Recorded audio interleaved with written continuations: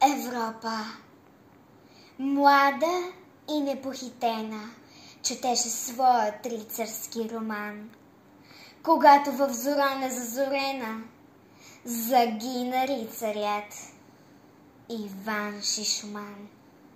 Европа плачеше за Жулиета, Европа се прехласваше по Бах, а с вълчи вой в тракийските полета вървяха глутниците на Аллах.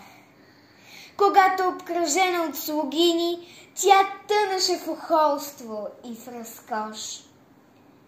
В Солун, на пазара за рубини, георгите вървяха 5 за грош.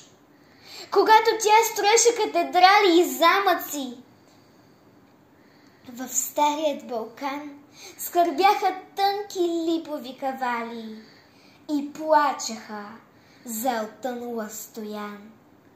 Въздигаха се кървави калета, градени с отрязани глави. И всъщност си остана непревзета страната на хайдушките орли. А беше колкото кълпа голяма, широка колкото следа от лъв, но се превърна в страшна вълча яма, покрита с кости и залята с кръв, с кремаклийка пушка, с проста сопа, с камък и стрели от бучиниш. Дедите ни завардиха Европа и турците не стигнаха Париж.